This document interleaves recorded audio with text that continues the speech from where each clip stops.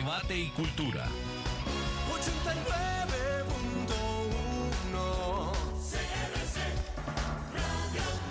CRC 89.1 Radio y Cadena Radial Costarricense no se hacen responsables por las opiniones emitidas en este programa. Es tiempo de tender la red democrática y mostrar la Costa Rica del futuro hacia la cual debemos caminar. Con ustedes, Jonathan Prendas, aquí por CRC 89.1 Radio. Saludos, ¿qué tal? Muy buenos días tengan todos ustedes y bienvenidos a un nuevo programa de Red Democrática, el programa que sigue aportando al quehacer nacional soluciones que vengan a aportar desarrollo, bienestar y una visión a largo plazo que de una vez por todas hagan de las cualidades y calidades que tiene el país una zona de inversión, una zona de seguridad, una zona democrática que nos pueda llevar a un primer mundo que nos espera desde hace muchos años y que las decisiones que se han postergado nos han hecho ir a muy baja velocidad en función de lo que deberíamos de tener en este momento y de las características de desarrollo que deberíamos de aplicar. ¿Lo que tenemos es malo? No, no creo, pero sí podemos tener una mucho mejor versión de la Costa Rica que queremos heredarle a nuestros hijos y a nuestros nietos. Mucho por hacer, hay que tener claridad de mente y hay que tener claridad de visión para poder reconocer que lo que se está haciendo podría hacerse muchísimo mejor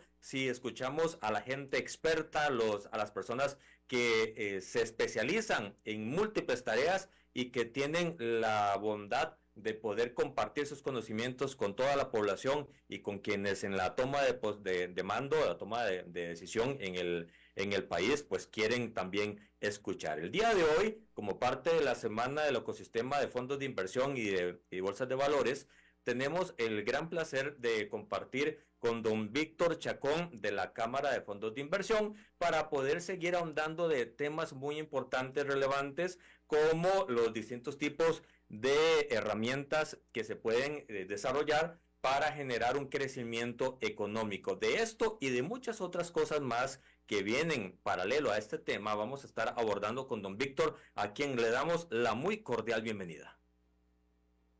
Mucho gusto, un placer colaborar y saludarte por este medio, don Jonathan.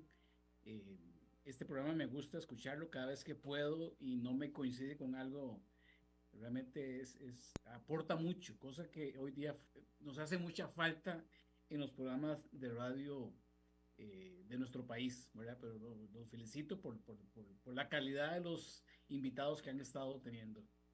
Muchísimas gracias, don Víctor, y a los invitados que hemos tenido ya en los 295 programas que tenemos al aire. Se une usted y le damos muchas gracias de parte del equipo de producción por ser parte de la familia de Red Democrática. Don Víctor, vamos a empezar desde una perspectiva lo más amplia posible desde la Cámara. ¿Cómo ven el ecosistema de inversiones? ¿Es Costa Rica la zona ideal para invertir? ¿Tenemos regulaciones oportunas? ¿Tenemos herramientas que nos permitan pues codearnos con la atracción de este tipo de inversiones para generar desarrollo? Yo creo que sí, Costa Rica tiene elementos, digamos, como todos sabemos, sociales, económicos, incluso de ubicación geográfica que nos hacen bastante atractivos.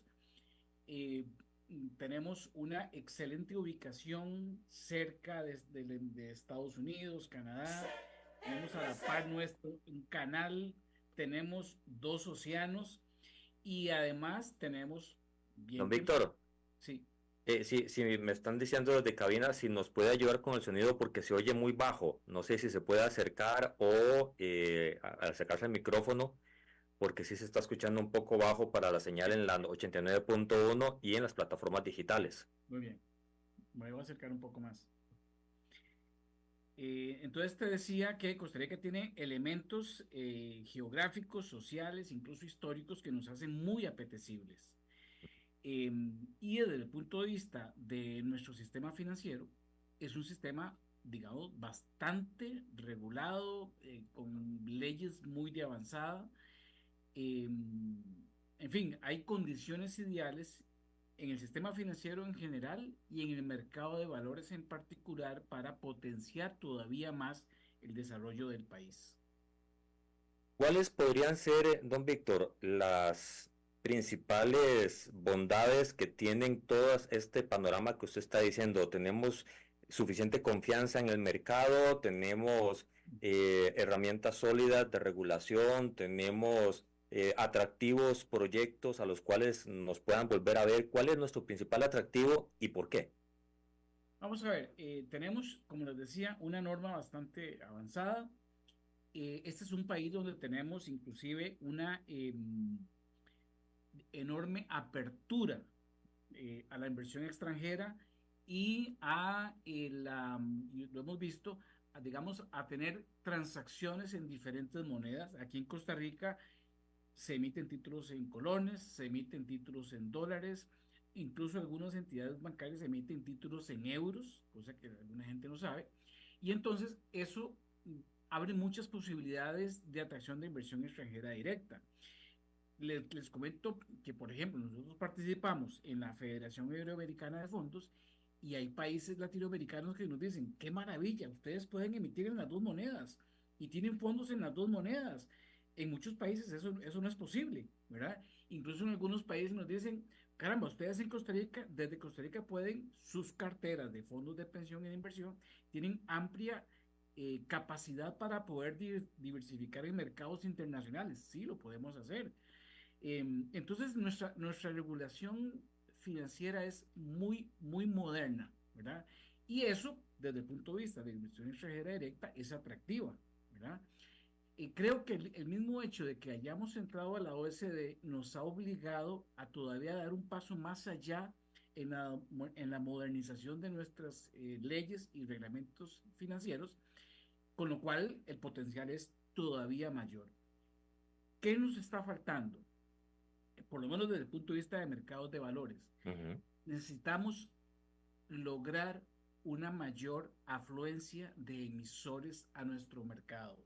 Lamentablemente, nuestra bolsa sigue siendo una bolsa muy cortoplacista, Muy muy de casera. instrumento de deuda y muy de emisiones del sector público. Entonces, necesitamos que más empresas privadas vengan a bolsa, que más ¿verdad? Entidades no estatales entren a bolsa. Por ejemplo, algo que es algo muy común en otros mercados, necesitamos que vengan más municipalidades a invertir, a emitir valores de nuestro mercado, ¿verdad? Eh, y aprovechar, digamos, ese canal, porque mucho inversionista extranjero y también local quiere invertir o quisiera invertir en muchos sectores económicos, pero no tenemos todos el dinero para decir, mira, caramba, voy a invertir en el sector inmobiliario porque tengo $2 millones en la bolsa. No los tenemos, pero de repente sí tenemos $1,000. Entonces quisiera invertir $1,000. Alguien podría decir, caramba, me encantaría invertir en el sector cafetalero $2 millones, pero no los tenemos, tengo $1,000.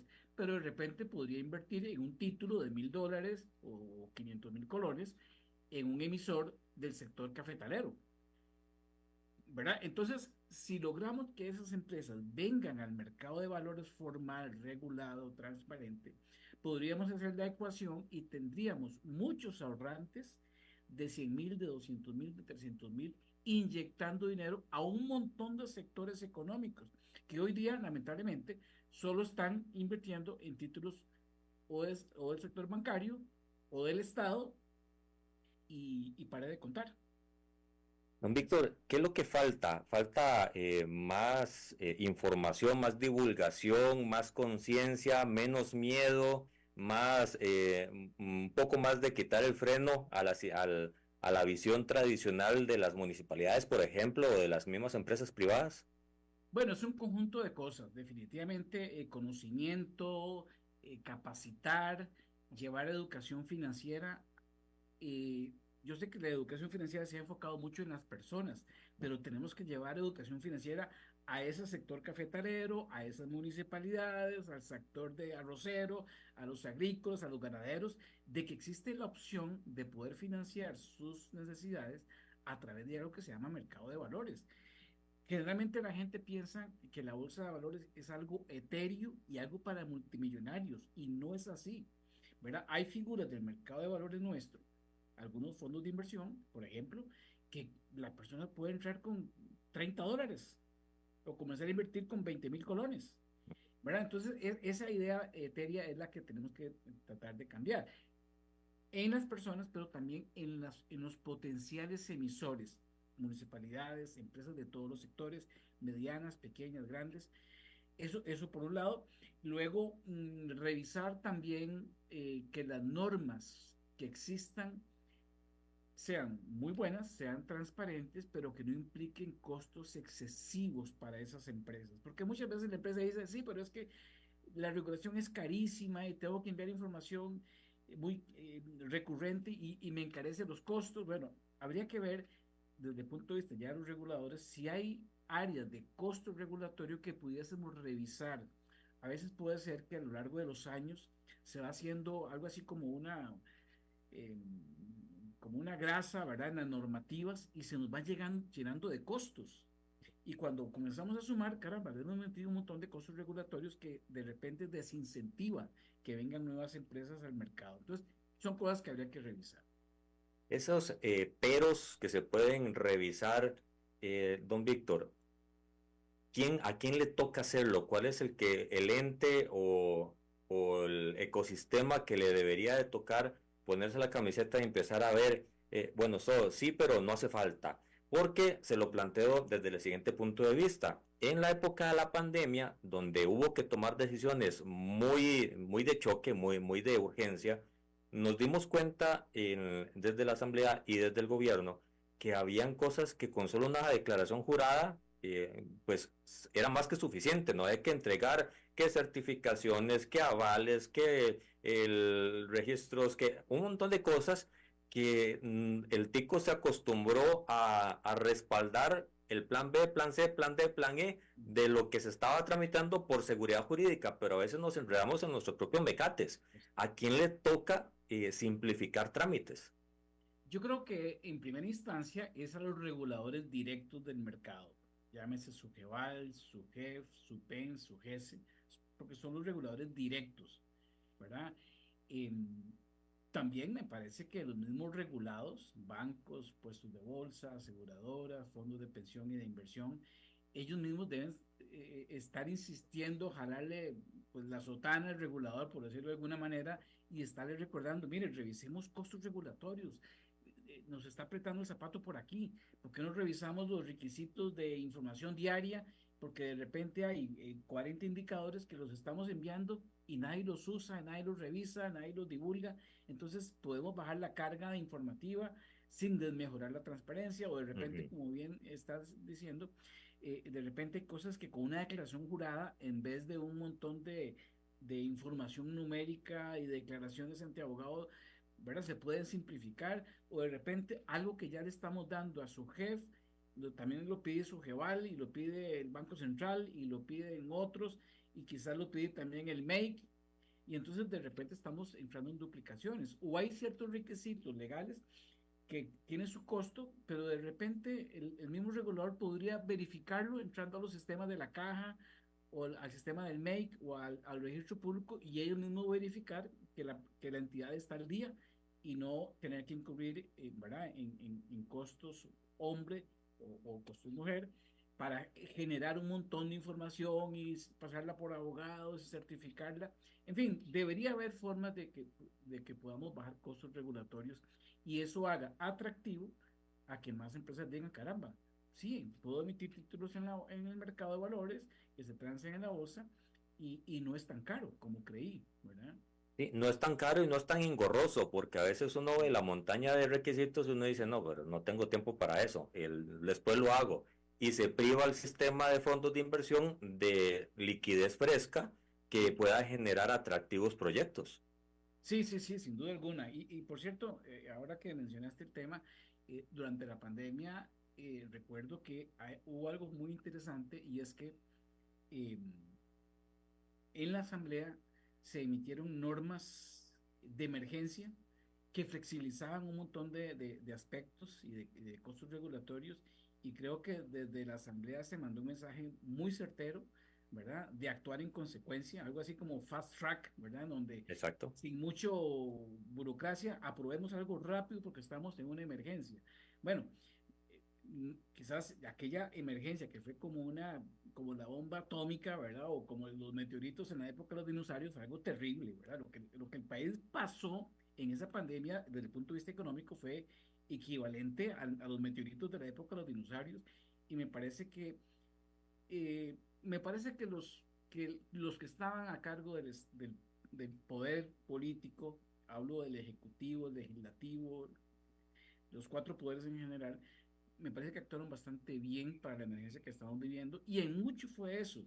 Revisemos cosas para flexibilizar a las empresas que están pasando realmente una situación crítica. Bueno, eso de alguna manera deberíamos mantenerlo como un principio para que el mercado realmente fluya y mucho de la inversión extranjera directa entre a través del mercado de valores, para que, por ejemplo, estemos hablando de proyectos de infraestructura pública, de energía, de transporte público, de ciudad-gobierno, pero que podamos hacerlo con el dinero nuestro y no que tengamos que en todos los casos traer dinero de afuera con tasas de interés altas y que además se hace ampliar los índices de endeudamiento externo del país cuando quizás podríamos hacerlo con el dinero nuestro, incluso con figuras muy democráticas como esta, donde, como les digo, hay fondos donde la gente puede entrar con $20 o 20,000 colones. Entonces, eso es lo que uno quisiera. Paradójicamente, de nuestros fondos de pensión, como no encuentran esa amplitud de valores en el mercado nuestro, ¿qué hacen? Están tomando la plata e invirtiéndola en el exterior, en títulos del exterior. Entonces, ¿qué están financiando? Bueno, al sector cafetalero de afuera, al sector transporte de otros países, al sector energía de otros países, a gobiernos de otros países y un montón de sectores económicos de otros países con la plata que mandamos de nuestros fondos de pensión afuera. Los fondos de pensión dicen, mire, es que el mercado nuestro es demasiado poco variado y no puedo concentrar todo en títulos de gobierno o en títulos de bancos estatales, sino que tengo que diversificar y como no hay amplitud de oferta, pues tendré que ir a promover los mercados internacionales y los sectores empresariales de otros países. Es una paradoja. Incluso, don Víctor, la paradoja dentro de la propia canasto público del gobierno central se concentra mucho en financiar el presupuesto y no en desarrollar proyectos que perfectamente vía peajes o vía impuestos se podría hacer algún tipo de estructuración en el cual se pueda captar dinero de diferentes fines o individual, físico, jurídico, o generar algún tipo de atracción de otra naturaleza y empezar a democratizar el desarrollo, generando oportunidades de crecimiento en hospitales, en escuelas, en puertos. Hasta hablábamos ayer con Carlos Phillips el tema del canal seco, que incluso una obra tan grande perfectamente podría ser financiada con fondos que hay en Costa Rica y que alivianaría la carga de los empréstitos internacionales. Sí, totalmente coincido con esta apreciación. El mercado de valores en general, a quien más financia es al Estado y a sus instituciones y a sus entidades. Y lamentablemente la gran canalización de ahorro que se hace a través de las emisiones que ellos hacen y el dinero que los fondos de pensión y los fondos de inversión invertimos en ellos, lamentablemente generalmente son títulos de deuda de corto plazo, ¿verdad? De deuda en el mayor de los casos, de 3 años hacia abajo. Ahí se concentra la gran mayoría de lo que le compramos. Entonces, si estamos comprándole al gobierno y a las entidades públicas títulos de 3 años para abajo, ¿qué estamos financiando? El día a día de la operación, pero no las inversiones estratégicas de largo plazo. No estamos siendo visionarios. No estamos siendo visionarios, no estamos formando capital fijo, ¿verdad? Estamos financiando capital de trabajo del Estado. No estamos financiando capital fijo, que es donde está realmente el desarrollo de un país. Eso nos pone en una encrucijada de desarrollo, don Víctor, porque al final de cuentas ese promedio de inversión de 3 años o menos nos hace simplemente apagar un incendio producto de un gasto mal ejecutado, producto de presupuestos nacionales mal estructurados o simplemente pues de necesidades urgentes que haya en el momento, pero no estamos viendo el bosque con las posibilidades de ser incluso preventivos en obra pública, por ejemplo. Sí, totalmente. Hay otros países en donde, digamos, y volviéndome, incluso ampliando a otros temas, las municipalidades emiten títulos valores y los Ujú. fondos de inversión y de pensión se los compran a través del mercado de valores. Entonces, hay incluso emisiones que hacen algunas municipalidades para financiar temas de agua, temas de salud pública, temas de infraestructura local, eh, y se financian con la emisión de valores, ¿verdad? Incluso las municipalidades.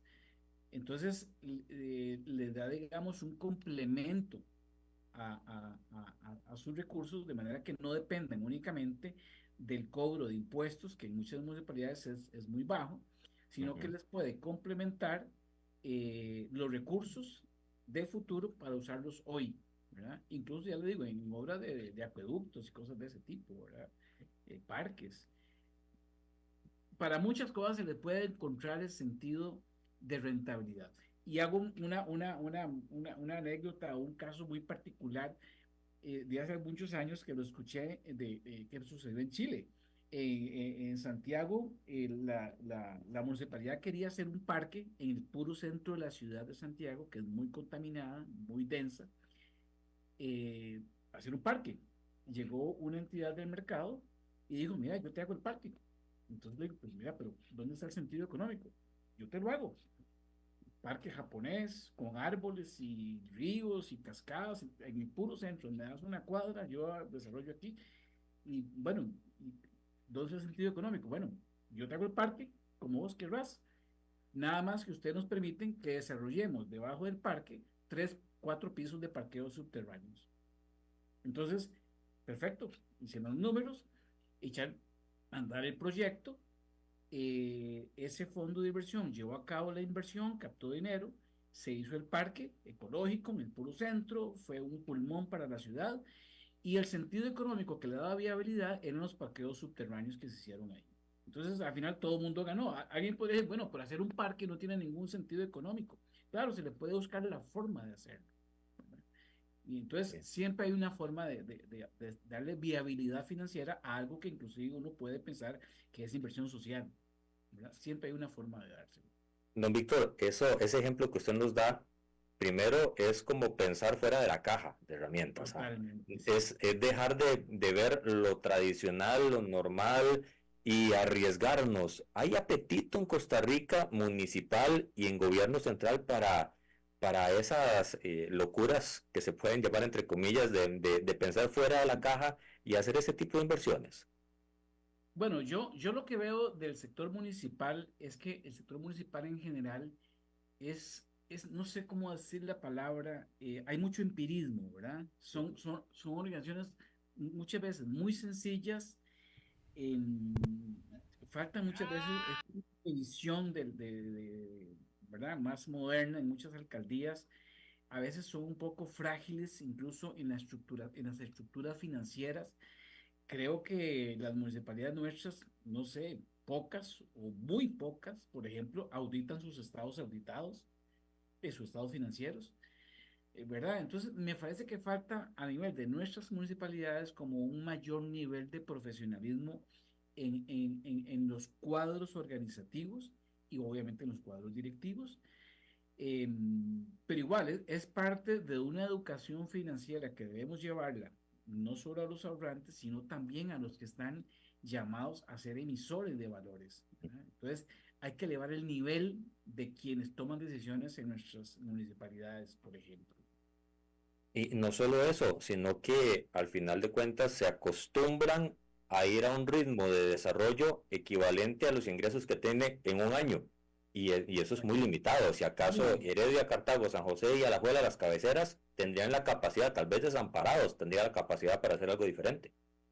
eso es el tema. Entonces tienen presupuestos muy limitados y entonces tienen de acciones muy limitadas. Y entonces, ¿qué pasa? Que al final las expectativas de la gente se ven incumplidas, la gente, y entrando al tema político, se desanima, se desmotiva y después ya entonces la democracia se debilita, ya no creo en nada porque siempre vienen a hacerme promesas que no se cumplen. Tal vez la municipalidad tiene la buena intención, pero no tiene los recursos para ello. Entonces al final es hasta la democracia se puede ver limitada porque esos votantes dicen, no, la próxima vez no, ni voy a votar, porque ya no creo en ninguno. O quedamos expuestos a mesianismos que también son peligrosos. Y a nivel de gobierno central hay apetito, don Víctor. Bueno, el gobierno central, digamos, pensemos en el Ministerio de Hacienda y pensemos en el Ministerio, en el Banco Central, son los mayores emisores de títulos valores en nuestro país, ¿verdad? Pero para pagar incendios del momento. Exactamente, ¿verdad? Creo que ahí falta venderle la idea de, de tener esa visión de la inversión estratégica de desarrollo de largo plazo a través del mercado de valores. Creo que, no sé, a veces tal vez por la urgencia en que nos vemos diariamente, quizás el Ministerio de Hacienda, bueno, es el más llamado el Ministerio de Hacienda, es quien debería como tal vez invertir parte de su esfuerzo y de sus estrategias de emisión en aventurarse, en estructurar cosas de largo plazo. ¿Qué sé yo? Cuando pensamos en ciudad gobierno, cuando pensamos en el déficit que tenemos de construcción de cárceles o de escuelas y colegios, lo primero que hace el Estado, independientemente del gobierno de turno, es, ¡pum!, un crédito, el BESI, o un crédito, busquemos en el BID, o un crédito, busquemos bancos internacionales. Caramba, debería ser, bueno, pensemos primero en el mercado de valores. Bueno, veamos, o sea, acerquemos a la gente del mercado, de la bolsa, y veamos qué podemos estructurar que coincida con las necesidades de inversión en cárceles, en escuelas, en colegios, en carreteras, en puertos, aeropuertos, ciudad de gobierno, etcétera, etcétera, productos. Bueno, sentémonos y estructuremos algo. De repente, no la totalidad del proyecto lo podemos financiar con emisiones del mercado de valores, pero de repente un 40%. Entonces, bajamos la dependencia del endeudamiento externo con un 40% de títulos estructurados, pero tiene que haber una iniciativa del Estado, del gobierno, de decir, busquemos alternativas diferentes y no dependamos tanto de la banca internacional, ¿verdad? De Pero hecho, sí tiene que haber una iniciativa del Estado de buscar alternativas novedosas. totalmente de acuerdo. Cuando hablamos de estructurar proyectos, estamos hablando de monetizarlo y de hacerlo pues eficiente económicamente a lo largo del plazo por el cual se va a generar el título o la herramienta. Sí, total, total. Y les pongo un ejemplo paradójico. La ruta 27, ¿verdad? Se financió con dineros de afuera. De pensionados. eh, y luego fondos de pensión y de inversión de otros países compraron esas emisiones. Entonces, mucho del ahorro de pensión y de inversiones de otros países es la que al final financió la 27, ¿verdad? Bueno, caramba, ¿por qué no lo hicimos nosotros? Por lo menos en un 30%, ¿verdad? Entonces, hubiéramos tenido una mucho menor dependencia del crédito externo en ese 25-30%. A veces también, sí, a veces hay que como recordarle a nuestros gobernantes que deberían como buscar alternativas diferentes para estructurar proyectos locales, sobre todo los de largo plazo, porque para el corto plazo están día a día, dominan ese mercado, son los principales participantes, pero de repente no nuestros gobernantes, nuestros ministros de Hacienda, nuestros ministros de Planificación, no se han dado la tarea de realmente explorar alternativas de emisión novedosas a través del mercado de valores. Legalmente están avalados y respaldados para poder hacerlo. Totalmente. No hay ninguna restricción. No hay ninguna restricción, ¿verdad? En el pasado, inclusive, la Municipalidad de San José fue un emisor de valores y durante algún tiempo estuvo emitiendo títulos en el mercado. Em, por ejemplo, hay algunos proyectos del ICE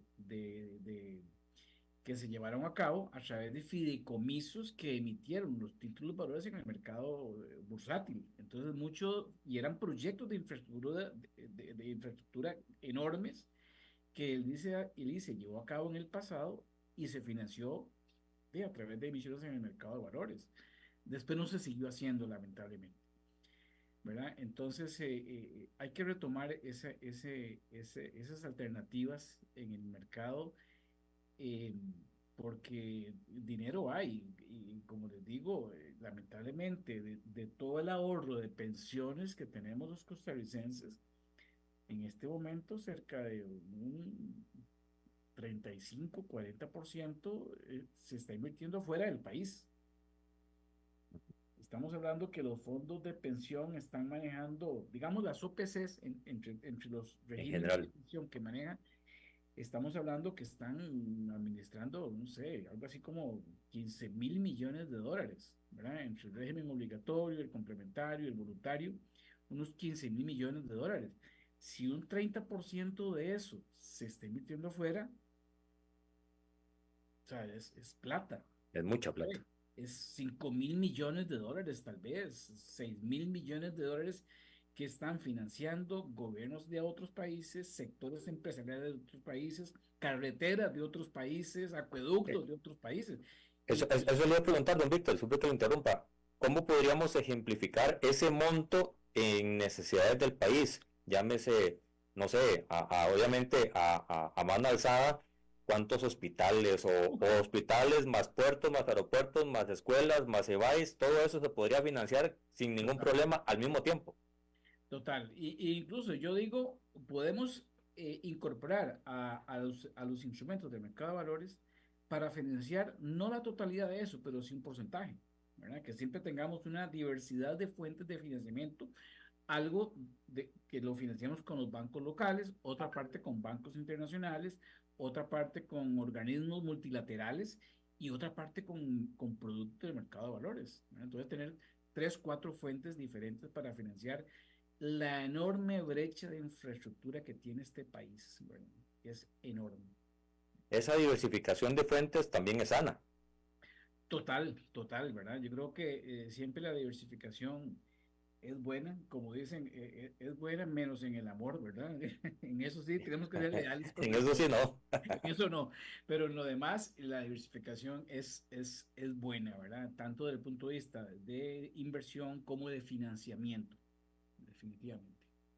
¿Cuáles son las oportunidades regionalmente? Vámonos fuera de los linderos del país y vámonos al barrio más cercano que tenemos, el regional. ¿Cuáles son las oportunidades de inversión que hay y cómo se pueden estructurar de una manera más estable, más confiable y más fuerte?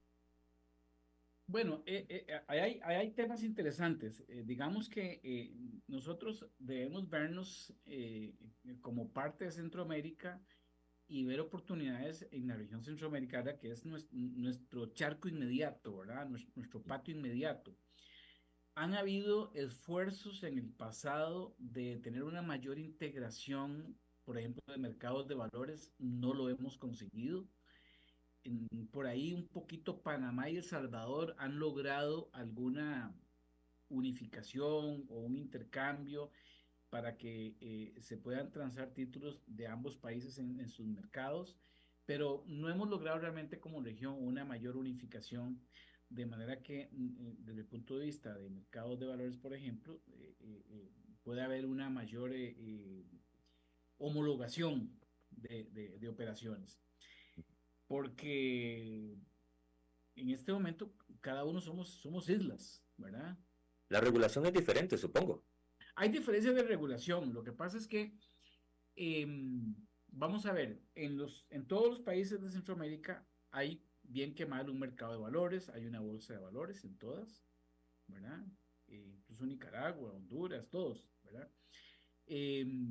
Hay regulaciones ligeramente diferentes, pero todos los reguladores y todas las bolsas digamos que están cobijadas por lo que se llama la IOSCO. La IOSCO es el Organismo Internacional de Reguladores de Valores. Entonces, nuestra SUGEVAL y la equivalente de los demás países, entre ellos se conversan, se reúnen, se comparten regulaciones y de alguna manera las regulaciones, digamos, tienden a lo mismo. Se han ido pareciendo cada vez más, se han acercado mucho porque la IOSCO lo ha promovido a nivel internacional. Entonces, si uno se pone a ver las diferencias regulatorias entre nosotros y Panamá, entre nosotros y El Salvador, entre nosotros y Guatemala, etcétera, etcétera, no son tantas, no son tantas. A veces, lamentablemente, lo que puede hacer que eso sea más complicado, a veces son egos locales, ¿verdad? Egos políticos, eh, que a veces impiden eso. eh, a veces podría haber temas tributarios que hacen que invertir en un país o en otro, desde un país hacia el otro, haya que hacer ajustes tributarios, ¿verdad?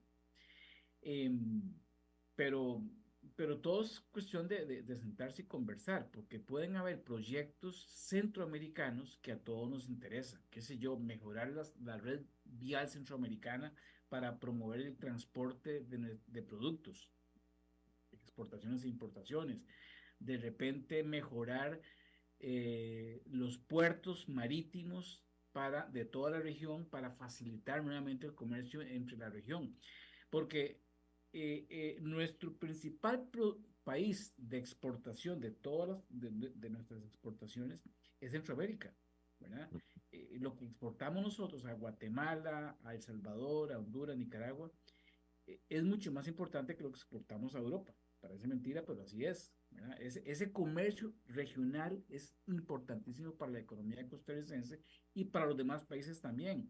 Entonces, hay proyectos regionales centroamericanos que a todos nos interesarían y no los estamos llevando a cabo. Perfectamente se podría hacer una emisión de un proyecto de la región eh, en donde la emisión se coloque en los 5 países, por ejemplo. Bueno, ese tipo de cosas no los estamos haciendo. A veces el BESIE hace sus emisiones y va y las coloca en los diferentes mercados, pero digamos, es simplemente el BESIE colocando sus emisiones, pero no digamos como algo del resto del mercado, ¿verdad? Son emisiones aisladas que a veces el BESIE hace en la región. Ese tipo de elementos de compartir visión país en la región y generar proyectos estructurados de forma simultánea o en equipo podría darle un aire muy fuerte al país y a la región para poder crecer. Sí, definitivamente. Claro que creo que hay un potencial también amplísimo, ¿verdad? Eh, Creo que hay temas donde a nivel de gobiernos o de políticos tienen como igual plantearse proyectos donde podamos unificar entornos de negocios, entornos de inversión, olvidarnos un poco de las diferencias ideológicas que podamos tener entre gobiernos, que además son cambiantes, ¿verdad? De repente un día un gobierno está más a la izquierda o más hacia la derecha, ¿verdad? Eh, pero eso debería ser indiferente ante proyectos lo que buscan es integrarnos desde el punto de vista de infraestructura o de comercio, ¿verdad? Creo que ahí estamos fallando como región, como les digo, uno ve hacia los países hermanos de Centroamérica y yo lo siento como islas, como que somos islas, ¿verdad? Increíble que a estas alturas del mundo y de la globalización estemos tan lejanos entre los mismos países centroamericanos en ese tipo de cosas, ¿verdad? De hecho, don Víctor, me parece que Costa Rica es nivel en grandes ligas de diagnóstico de problemas. Me parece que el resto de la región no está muy lejos del panorama nuestro, pero todos adolecemos de ¿y el qué vamos a hacer? Y Ujú. yo creo que el no saber qué vamos a hacer y el depender mucho del gobierno de turno y no de una visión de desarrollo, una política de Estado, nos resta oportunidades para poder invertir y estructurar. Sí, sí. Sí, vea, don Jonathan, hay un elemento que yo todos los días digo, estamos perdiendo una oportunidad de luz, de oro, y la estamos dejando ir. A raíz de los problemas del de la pandemia y de las guerras en Ucrania y ahora en Israel, lo hemos visto. El flujo de dinero de empresas multinacionales instalándose en el país por el tema del nearshoring y el friendshoring, ¿verdad? Trayéndose inversiones que estaban en Asia, en el Lejano Oriente, en Mediano Oriente, para colocarlas en Costa Rica y en otros países. Los flujos de dinero son enormes, enormes. Y se instalan en zonas francas. Muy bien, perfecto. Pero, digamos, esas cosas llegaron solitas, ¿verdad? No porque Costa Rica hizo una labor exhaustiva de promoción, sino que llegaron solitas por lo que hablábamos. Una ubicación estratégica nuestra, cerca de Estados Unidos, cerca de Canadá, digamos que cerca de Europa, ¿verdad? Digamos en el mismo hemisferio, con un canal a la par, con 2 mares y con la tradición democrática que tenemos. Entonces, esos dineros llegaron solitos, por alguna forma de decirlo, por lo que hicieron nuestros abuelos y bisabuelos en los 200 años anteriores. A ellos les debemos esto que estamos viviendo.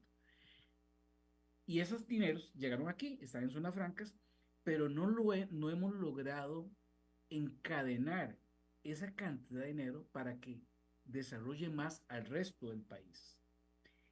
Todo lo que no es zona franca, ahí va a pasito tuntún, como decimos. De hecho, creciendo casi flat. Creciendo muy poco, casi por inercia. No porque hayamos desarrollado una política vigorosa, estratégica de desarrollo. No tenemos ¿verdad? Una política de desarrollo visionaria para todo lo que está fuera de zona franca, para encadenar más ese dinero al resto de la economía y del comercio. Uno anda por las calles y todavía vemos muchas cortinas bajadas de tiendas que cerraron, de restaurantes que cerraron, y con las cantidades de dinero que están entrando, no hemos logrado encadenar, ¿verdad? Eso con el resto de lo que llaman el régimen definitivo. El régimen especial va bien, que son todas las zonas francas, pero hay que encadenar el régimen definitivo, que es todo lo demás, a esa cantidad de dinero que está entrando. Entonces, ahí estamos perdiendo como país unas oportunidades para encadenar justamente esas inversiones con el resto del país y que empujen mucho más. Ahí falta una visión estratégica de Estado en lo que es desarrollo económico sí, desarrollo económico y empresarial, ¿verdad? Por ejemplo, estar pensando en cómo promover nuevas empresas, nuevos emprendimientos que le den servicio a ese montón de empresas que se están instalando, ¿verdad? Puede ser que se esté dando inercialmente, pero en una cantidad muy pequeña, de acuerdo con la necesidad que esas empresas que están en zonas francas salen a buscar al país. De repente ellos salen por su propia iniciativa a ver qué encuentran para encadenar con sus necesidades, pero debería haber más bien una estrategia nuestra. Una oferta. Exactamente, y un esfuerzo nuestro para ver cómo encadenamos a ese montón de empresas que están fuera de zonas francas con ese dinero que está entrando de zonas francas. Entonces, ahí falta definitivamente una visión de Estado, para aprovechar mucho más ese fenómeno que se está dando y que no es pasajero, no es pasajero. Si algo entendieron ya las multinacionales, es que de aquí en adelante ellos tienen que diversificar sus cadenas de valor. No es que terminan la guerra en Ucrania, no es que terminen la guerra en Israel y todos ellos se van otra vez a Asia a instalar sus fábricas, no. Ya comprendieron que también ellos tienen que diversificar sus cadenas de producción. Entonces, esas inversiones se van a quedar aquí para siempre.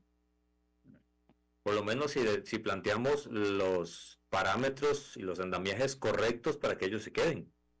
Por supuesto, ¿verdad? Sí. Hay, don Víctor, una pregunta tal vez más filosófico-social que de valores, aunque siempre tiene que ver. Pero el tico es como muy confiado de que estamos bien y para qué hacer más, o estamos bien y ya cumplimos todas las metas, o estamos bien y no sabemos que había algo más fuera de nuestras fronteras. Es tal vez una miopía de inversión que tenemos a nivel general, incluyo a todos en el saco, para poder hacer algo diferente de lo que hemos venido haciendo.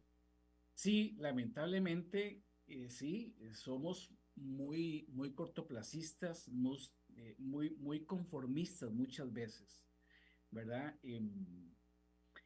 Y eso tiene incluso un contexto filosófico. Recuerdo que don Constantino Lázcaris, aquel famoso filósofo y educador de los años 60 y 70, que hizo varios libros, él con una visión europea nos analizó y él hizo la radiografía de cómo nos veía filosóficamente y él decía eso.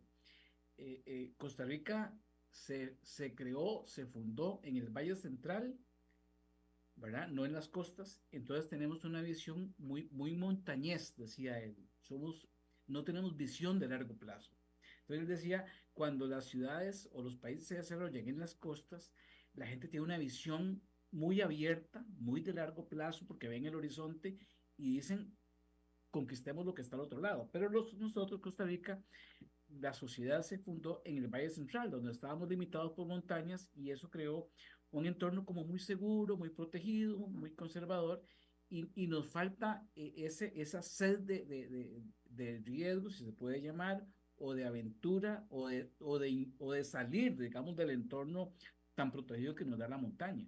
Entonces hay un tema filosófico muy interesante que lo han examinado varios intelectuales y académicos y sí, nos falta eso, ¿verdad?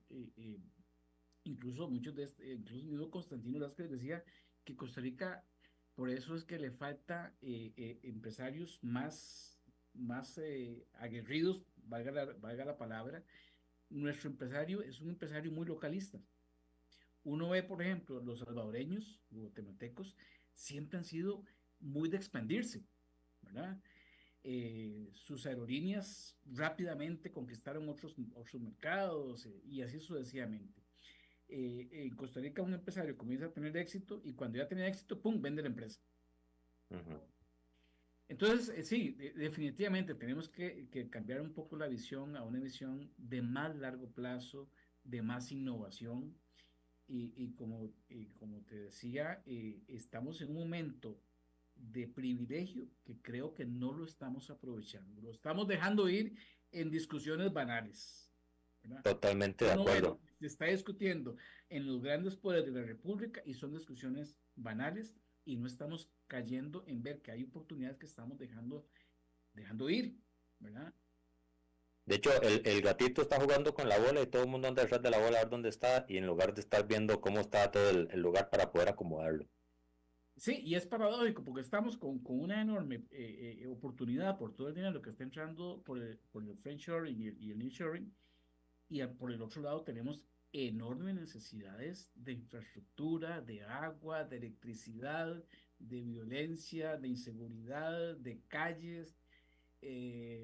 Hay una necesidad enorme de invertir en Caldera porque el puerto se está cayendo a pedazos y Uh-huh. hay una enorme demanda de comercio que está insatisfecha porque Caldera ya está obsoleto, no da. Hay que hacer Sí. inversiones enormes, ¿verdad? Para aprovechar ese potencial que hay en este momento. Entonces, Don Víctor, ahí ya para ir terminando los últimos sí, 4 minutos que nos queda del programa, fuera de nuestras fronteras hay entidades que catalogan la economía nacional como un jaguar.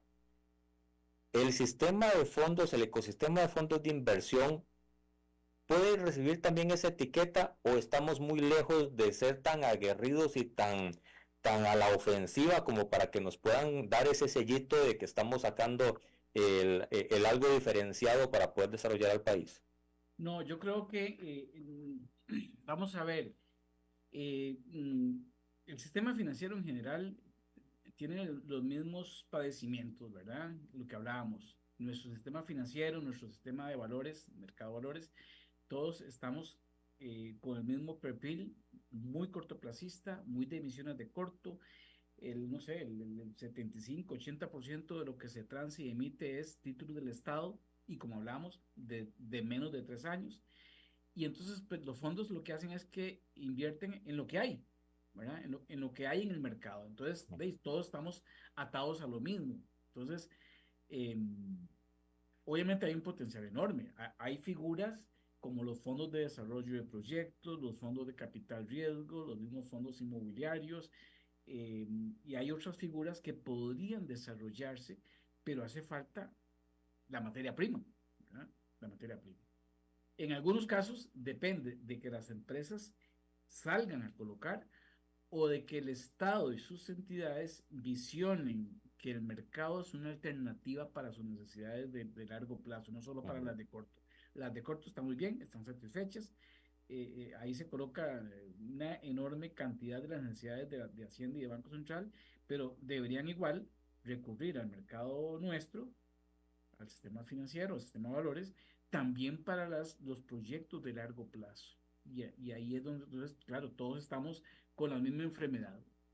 Los fondos invierten en lo que hay, ¿verdad? Si lo que hay es corto plazo y deuda, pues ahí estaremos atados.